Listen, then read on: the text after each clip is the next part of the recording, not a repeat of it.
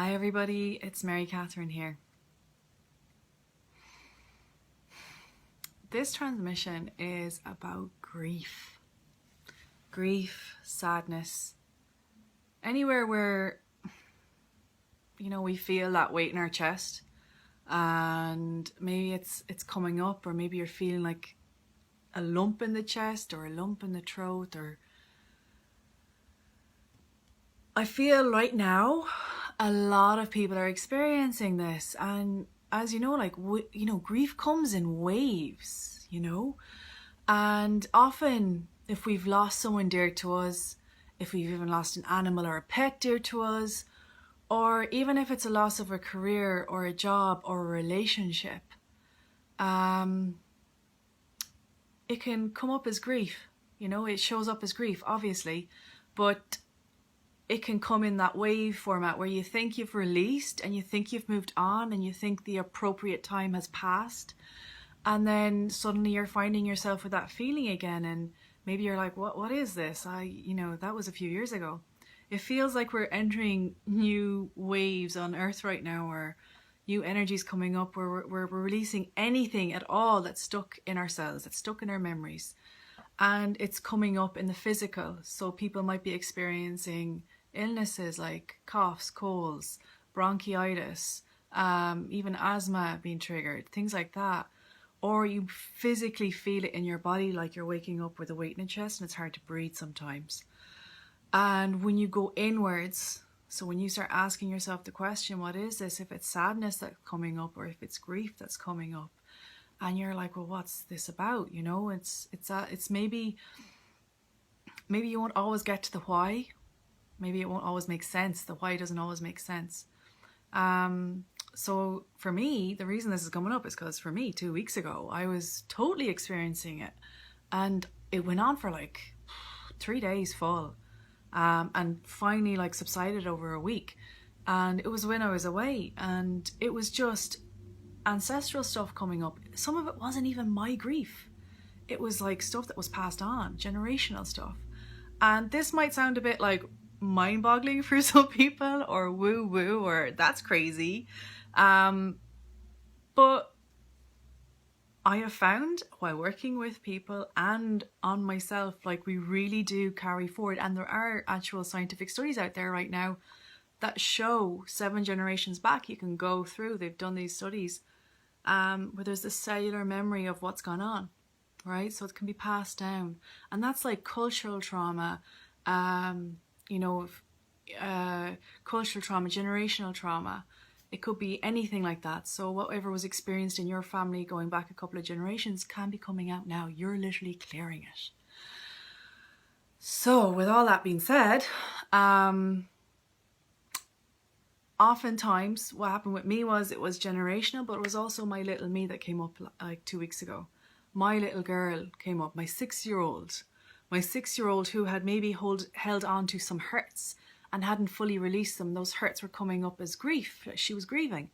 I was grieving. She was grieving for even the time lost, where perhaps these hurts had closed down her heart a little bit, or she created distance with different relationships. And you can grieve for many different things, even like loss of identity or loss of time. So grief can be so it's not always easy to pinpoint exactly. It can be many waves and weaves within itself. So this morning, more light language came up for me while I was in the shower, and I was like, okay, maybe I can send some of this out for anybody that's experienced this right now. And please, anybody that is experiencing grief, and especially if it's recent, just be gentle, so gentle with yourself, and give yourself the space and time. Everybody is different with how they process. And sometimes we stuff down, or we get on with it because yes, we have to go to work the week after something's happened, or if it's a pet even, we have these attachments to animals, and some people may not understand that. And don't be, don't allow any belittlement of that grieving process to come in either. Be kind, be gentle. Go slower if you need to go slower. And I'm going to invite you just to connect with your breath. And if any of you feel like the tears want to come up, allow them up. Tears of release, okay? They're rivers of release. So I'm going to invite everybody just to connect with their breath and connect with the heart space. And just allow yourself to get settled in your chair, in your seat, on your bed, wherever you're listening to this, in your car. You know, don't drive, pull over. And allow that sense of you coming back into the body. When we grieve, we do tend to, because the hurt can be so big as well, especially if it's recent, it's almost like part of us goes out because we can't deal with the pain. I'm going to invite you just to come back in a little. Come back into the body. And I'm going to invite you to breathe into the body now, just closing your eyes, hand on your heart. If you are feeling that physical, actual pain here, especially the sacred heart area, the upper heart, this is the upper heart, this is the lower heart. If you're feeling any pain here, tapping with a couple of fingers, tapping on the thymus, which is kind of around here, you'll feel it as a little lump or indentation. Breathing in, and sometimes tapping can help. It also helps soothe the parasympathetic nervous system, which can be totally fired up when you're in this, energy or emotion of grief. So tapping on that area and just breathing in, another hand, lower hand on the belly, just supporting yourself. Softening the jaw. Grief brings anger and denial, so softening the jaw if anything is there. You might want to even massage that. And I invite you to breathe actually through the open mouth rather than the nose, because we can control through the nose, especially when there's great emotion. So I'm going to invite you to breathe through the mouth. Soft, open, baby soft mouth. Tongue slightly back. The tubes of your throat are open. Tilt your head up ever so slightly. Close your eyes and just allow the breath in like a beautiful wave. And soften. Feel the shoulders drop. Tap as much as you need.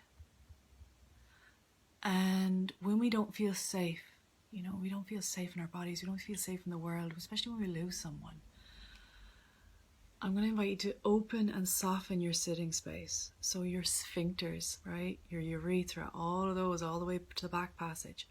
Breathe in and feel them. If you need to tighten and then open, do that. Feel how maybe you're holding. So soften and open that as much as you can.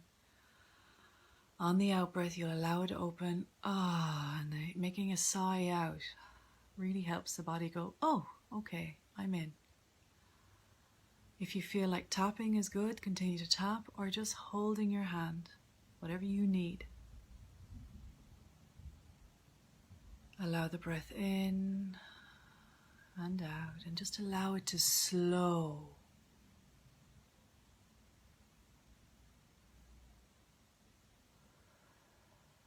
There's no forcing, no pulling, no pushing.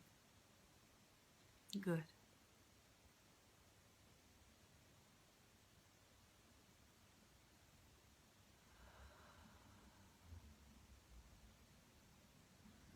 And I'm just going to transmit some light language, soul language, heart-to-heart language, angelic frequency language, whatever word you want to call this, that's what it is. It's just for the heart. And it's going to go into that area where your grief is, or wherever you have that grief. So the softer and more open you are to receive, the easier this will be, okay? So just breathe in. Mahoko shanamana we te ki mana wohu sonana mawe ki kamana na wohu tukutu ate nama ate tana na we te kamana na no ah shonana na mawe a se aho ki mana na usu ai ate kwa huku la manana wa ekeka na o kurukati tana manana wa autu. Ashinamanana e ano haete. Ashinamanana oe amena aokete. Gosh ko anamaeni ate. Kihini mahalo ko korokoto chanamanana we.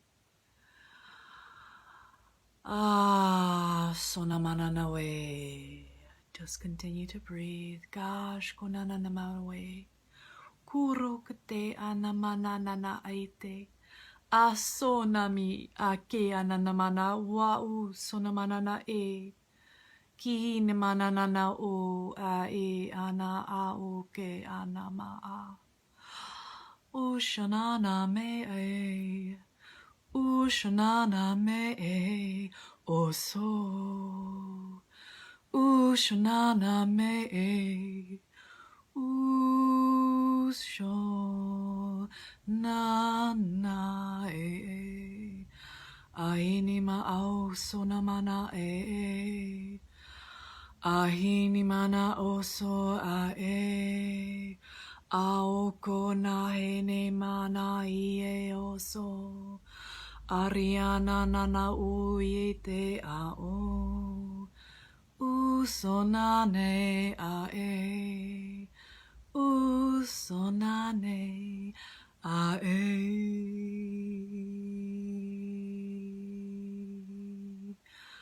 Aye o se amao. Aye o se amao.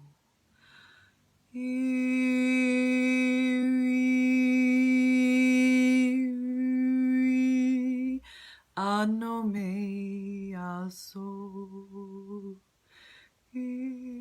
Ano me aso. Ga kore ke lama wa oso. Gashi namanana e.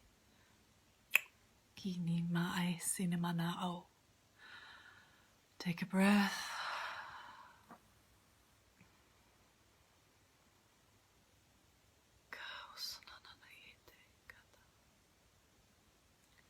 From my soul to yours. I love you. Bye.